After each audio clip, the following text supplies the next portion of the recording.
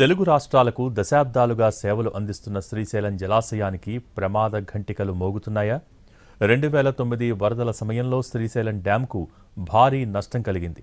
సిబ్బంది కొరత, నిధుల కొరత, దశాబ్దాలుగా మరమ్మతులు చేయకపోవడంతో ప్రాజెక్టు మనుగడ ప్రశ్నార్థకమైంది. నిత్యం నిపుణుల అధ్యయనాలు, ప్రభుత్వాలకు నివేదికలు అందించడంతోనే కాలం గడిచిపోతోంది. శ్రీశైలం జలాశయం తాజా పరిస్థితిపై మా ప్రతినిధి చంద్రశేఖర్ గ్రౌండ్ రిపోర్ట్ ఇప్పుడు చూద్దాం. శ్రీశైలం జలాశయం ఎన్నో సవాళ్లను ఎదుర్కొంటోంది. 2009లో వచ్చిన భారీ వరదలకు శ్రీశైలం జలాశయం తీవ్రంగా దెబ్బతింది.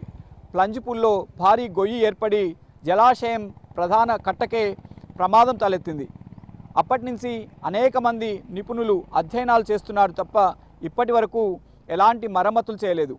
శ్రీశైలం ప్రాజెక్టు భవిష్యత్తు ఎలా ఉండబోతుంది తెలుసుకునే ప్రయత్నం చేద్దాం.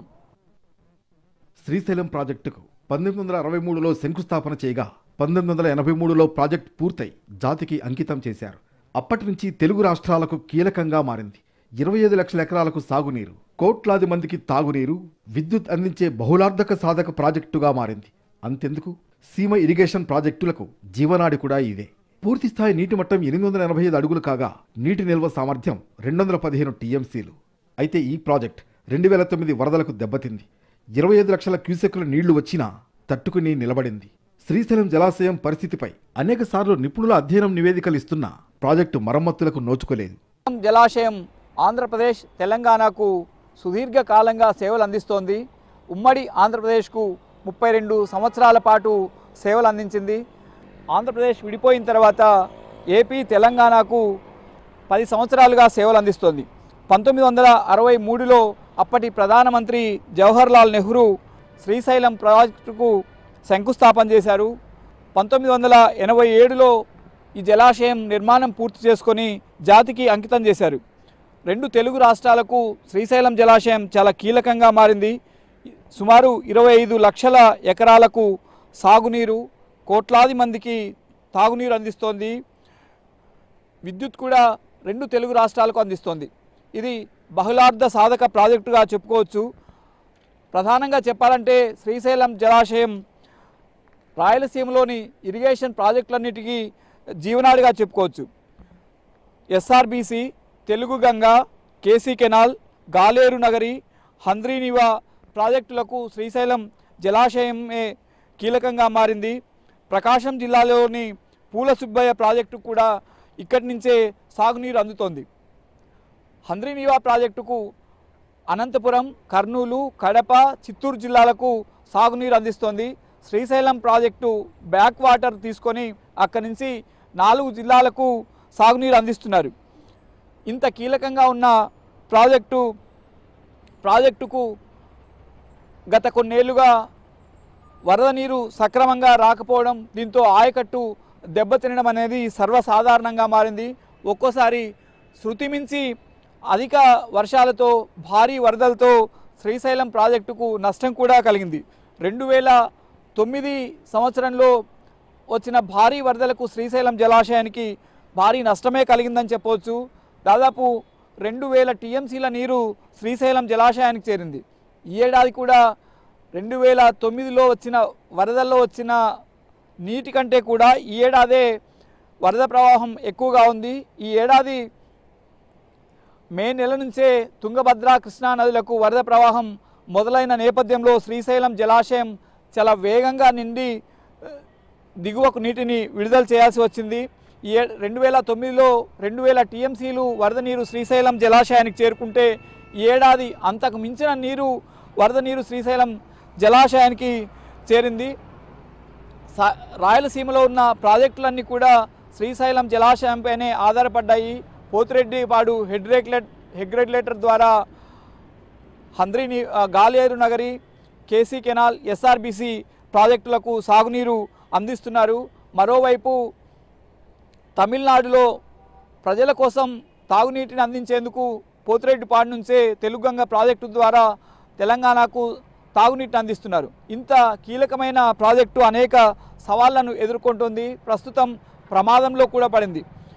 శ్రీశైలం ప్రాజెక్టు సమస్యలను అధ్యయనం చేసేందుకు అనేక దశల్లో అనేక మంది నిపుణుల బృందాలు శ్రీశైలం జలాశయాన్ని సందర్శించి ఎప్పటికప్పుడు నివేదికలు రూపొందించి ప్రభుత్వానికి అందజేస్తున్నప్పటికీ శ్రీశైలం డ్యాం నిర్వహణ తీరులో మాత్రం మార్పు రాలేదు. ఇక్కడ సిబ్బంది కొరత, పరికరాల కొరత, నిధుల కొరత తీవ్రంగా శ్రీశైలం జలాశయాన్ని వేధిస్తున్నాయని చెప్పవచ్చు.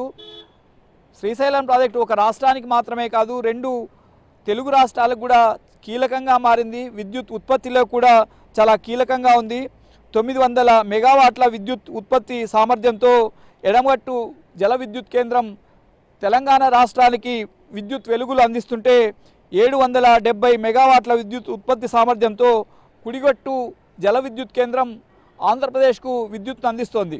ఇంత కీలకంగా ఉన్నప్పటికీ శ్రీశైలం ప్రాజెక్టు నిర్వహణలో మాత్రం పెద్దగా మార్పు చూపిన సందర్భాలు లేవు. నిధుల కొరత చాలా స్పష్టంగా కనిపిస్తోంది. కనీసం జలాశయం నిర్వహణకు కూడా నిధులు రాని పరిస్థితి. సిబ్బంది ఎప్పటికప్పుడు రిటైర్ అవుతున్నా వారి స్థానంలో కొత్త నియామకాలు లేని నేపథ్యంలో కనీస నిర్వహణ సిబ్బంది కూడా శ్రీశైలం జలాశయానికి కొరత ఏర్పడిందని చెప్పవచ్చు. భవిష్యత్తులో ఇలాగే కొనసాగితే శ్రీశైలం జలాశయం మరిన్ని ప్రమాదాలను ఎదుర్కోవాల్సి వస్తుంది. భవిష్యత్తులో శ్రీశైలం జలాశయం మనుగడే ప్రశ్నార్థమయ్యే పరిస్థితి కనిపిస్తోంది. వైజాగ్ కేంద్రంగా పనిచేసే sea lion offshore diving private limited company సభ్యులు అధ్యయనం నిర్వహించారు. హై రెజల్యూషన్ కెమెరాలతో అండర్ వాటర్ సర్వే చేశారు. ప్లంజ్ పూల్లో భారీ గొయ్యి ఏర్పడి విస్తరిస్తున్నట్లు ప్రతి అధ్యయనంలోనూ నిర్ధారణ అయింది. ఏటా ప్లంజ్ పూల్ విస్తరిస్తోంది. డ్యాం పునాదుల లోతుకు మించి విస్తరించింది ప్లంజ్ పూల్ గొయ్యి. దీనికి తోడు కాంక్రీట్ సిలిండర్లు కూడా దెబ్బతిన్నాయి. సిలిండర్లు దెబ్బతింటే డ్యాం పునాదులకు ప్రమాదమని చెబుతున్నారు నిపుణులు. శ్రీశైలం జలాశయం అనేక సవాళ్లను ఎదుర్కొంటుంది. ఎంతగా అంటే శ్రీశైలం జలాశయం మనుగడే ప్రశ్నార్థకంగా మారేలా అన్ని సమస్యలు శ్రీశైలం జలాశయాన్ని పట్టి పీడిస్తున్నాయి. అందులో ప్రధానంగా 2009లో శ్రీశైలం ప్రాజెక్టుకు వచ్చిన భారీ వరద జలాశయానికి తీవ్ర నష్టం కలుగజేసింది. ఇక్కడ ప్లంజ్ పూల్లో భారీగా గొయ్యి ఏర్పడి జలాశయం కట్టకే ప్రమాదం తలెత్తంతగా ఇక్కడ సమస్యలు నెలకొన్నాయి. 2009లో 25 లక్షల క్యూసెక్కుల వరద నీరు ఒక్కసారిగా శ్రీశైలం జలాశయానికి చేరింది. దీంతో శ్రీశైలం జలాశయం కట్టకు ప్రమాదం తలెత్తింది. శ్రీశైలం ప్రాజెక్టు సామర్థ్యం అంటే గేట్ల సామర్థ్యం 13 లక్షల క్యూసెక్కులు అయితే 2009లో వచ్చిన వరదలు 25 లక్షల క్యూసెక్కులు వచ్చింది. దీంతో ప్లంజ్ పూల్ తీవ్ర స్థాయిలో దెబ్బతినింది. మనం చూడొచ్చు, ప్లంజ్ పూల్ అనేది ప్రాజెక్టు అంటే కట్ట కింది వైపు ఉన్న బకెట్, ఆ తర్వాత నీరు ప్రవహిస్తున్న ప్రాంతానికి సమీపంలోనే ప్లంజ్ పూల్ ఉంటుంది. అక్కడ నీటి ఒత్తిడికి అంటే 13 లక్షల క్యూసెక్కుల నీరు ఒక్కసారిగా విడుదల చేయడంతో ఆ ఒత్తిడికి ప్లంజ్ పూల్ వద్ద భారీ గొయ్యి ఏర్పడింది. మొదట 32 మీటర్లుగా ఉన్న గొయ్యి అది కాస్త 45 మీటర్లకు విస్తరించినట్లు తెలుస్తోంది. దీంతో కట్ట పునాది కంటే లోతుగా ప్లంజ్ పూల్ గొయ్యి ఏర్పడడం అది పునాదులకే నష్టం కలిగించే విధంగా తయారైందని నిపుణులు హెచ్చరిస్తున్నారు. ఇప్పటివరకు శ్రీశైలం ప్రాజెక్టును సందర్శించని నిపుణులు లేరు, అధ్యయనం చేయని నిపుణులు లేరు, ప్రభుత్వానికి ఇవ్వని నివేదిక లేదు. జలసంఘం నిపుణుల కమిటీ కూడా అధ్యయనం చేసింది. Central water power research station నిపుణుల బృందం ఈ ప్రాంతానికి వచ్చి ప్లంజ్ పూల్ పరిస్థితి పైన అధ్యయనం చేసింది. ప్రపంచ బ్యాంకు నిపుణుల బృందం కూడా శ్రీశైలం జలాశయాన్ని సందర్శించింది. వాటర్ మ్యాన్ ఆఫ్ ఇండియాగా పేరున్న గజేంద్ర సింగ్ శ్రీశైలం జలాశయాన్ని సందర్శించి ఈ ప్రాజెక్టు ప్రమాదపు అంచులో ఉందని కూడా హెచ్చరించారు. ఓషినోగ్రఫీ నిపుణుల బృందం అధ్యయనం చేసింది. వైజాగ్ కేంద్రంగా పనిచేసే sea lion offshore diving private limited company సభ్యుల బృందం ఇక్కడికి వచ్చి హై రెజల్యూషన్ కెమెరాలతో అండర్ వాటర్ సర్వే చేశారు. 4.7 HD క్లారిటీ కెమెరాలతో సెకనుకు 120 క్లిప్పులు తీయగల వీడియోలతో అధ్యయనం చేసి పూర్తి స్థాయిలో నివేదిక అందజేశారు. ఆక్సిజన్ సిలిండర్లతో కమ్యూనికేషన్ పరికరాలతో నిపుణులు నీటిలో దాదాపు 140 అడుగుల లోతుకు వెళ్ళి అధ్యయనం చేశారు. శ్రీశైలం ప్రాజెక్టుపై ఎదుర్కొంటున్న సవాళ్లపైన పరిష్కారంపైన పూర్తి స్థాయిలో అధ్యయనం చేసి ప్రభుత్వానికి నివేదిక అందజేశారు. ఈ శ్రీశైలం జలాశయానికి దిగువన అంటే ఆప్రాన్ దిగువన 62 స్టీల్ సిలిండర్లు ఉంటాయి. మనం చూడొచ్చు లీకేజీ వాటర్ పడుతున్న ప్రాంతంలోనే ఆప్రాన్ ఉంటుంది. ఆప్రాన్ దిగువన 62 స్టీల్ సిలిండర్లు ఉంటాయి. ఇవి ఆప్రాన్కు జలాశయం కట్టకు భద్రత కల్పిస్తాయి. అందులో దాదాపు అన్ని స్టీల్ సిలిండర్లు దెబ్బతిన్నాయని నిపుణుల బృందం తేల్చింది. దాంతోపాటు ఆప్రాన్ కూడా దెబ్బతింది. ఆప్రాన్ కింద 14 నుంచి 15 మీటర్లు విస్తరించి రంధ్రం ఏర్పడినట్టు తెలుస్తోంది. ఈ నివేదికను రాష్ట్ర ప్రభుత్వానికి అందజేశారు. డ్యామ్ పునాదుల కంటే ఎక్కువ లోతుగా ప్లంజ్ పూల్ గుంత పడిందని గుర్తించారు. 32 మీటర్ల నుంచి 45 మీటర్లకు ప్లంజ్ పూల్ గొయ్యి విస్తరించింది. మనం చూడొచ్చు, జలాశయంకి ఇరువైపులా రాతి కట్ట ఉంది. ఆ కట్ట కూడా కోతకు గురైంది. ఇక శ్రీశైలం డ్యామ్ నిర్వహణలో ఎంత లోపాలున్నాయి అంటే సిబ్బంది కొరత కావచ్చు, నిధుల కొరత కావచ్చు. దీని కారణంగా శ్రీశైలం జలాశయానికి ఏ విధంగా సమస్యలు తలెత్తాయి అనే విషయాన్ని మనం ఒకసారి పరిశీలిస్తే రేడియల్ క్రస్ట్ గేట్ల రబ్బర్ సీళ్లు కూడా సరిగా లేని పరిస్థితి. మనం చూస్తే 3 గేట్లలో నీరు లీక్ అవుతుంది. మరోవైపు 4-5 గేట్ల మధ్య స్పిల్వే కూడా పూర్తి స్థాయిలో దెబ్బతిని బ్రీచెస్ ఏర్పడ్డాయి. ఇది చాలా ప్రమాదకర పరిణామంగా చెప్పుకోవచ్చు. ఇక్కడ రబ్బర్ సీళ్లు కూడా మరమ్మతులు చేయలేనంతగా ఇక్కడ నిధుల కొరత, సిబ్బంది కొరత ఉందని చెప్పవచ్చు. గ్యాలరీలో సీపేజీ పెరిగింది. అప్రోచ్ రోడ్డు కొట్టుకుపోయింది.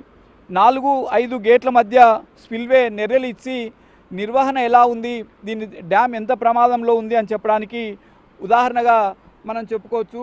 సిబ్బంది కొరత కూడా ఇక్కడ చాలా తీవ్రంగా ఉంది. 54 మంది సిఈలకు గాను జేఈలకు గాను కేవలం 6 మాత్రమే ఉన్నారు. డిఈలు 8 మంది ఉండాల్సి ఉంటే 2 మాత్రమే ఇక్కడ నిధులు నిర్వర్తిస్తున్నారు. ఎలక్ట్రీషియన్లు, మెకానికల్ సిబ్బంది, గేట్ ఆపరేటర్లు, ఇలా అన్ని స్థాయిల్లో కూడా శ్రీశైలం జలాశయంలో సిబ్బంది కొరత చాలా స్పష్టంగా ఉంది. శ్రీశైలం జలాశయాన్ని పూర్తి స్థాయిలో మరమ్మతులు చేయకుంటే భవిష్యత్తు ప్రశ్నార్థకంగా మారే అవకాశం ఉంది. ఎందుకంటే ఇది నిపుణులు చెబుతున్న మాట. ప్లంజ్ పూల్ గొయ్యి పునాదులకు మించి లోతులో గొయ్యి విస్తరించి ఉందంటే ఎంత ప్రమాదకర స్థాయిలో ఉందనేది మనకు స్పష్టంగా తెలుస్తోంది. శ్రీశైలం జలాశయం 2 తెలుగు రాష్ట్రాలకు చాలా కీలకంగా ఉంది, జీవనాడిగా కూడా ఉందని చెప్పొచ్చు. కోట్లాది మందికి తాగునీరు అందిస్తుంది, లక్షలాది ఎకరాలకు సాగునీరు అందిస్తోంది. ప్రత్యేకించి చెప్పాలంటే రాయలసీమలోని సాగునీటి ప్రాజెక్టులన్నీ కూడా శ్రీశైలం జలాశయంపైనే ఆధారపడి ఉన్నాయి. ఇప్పటికే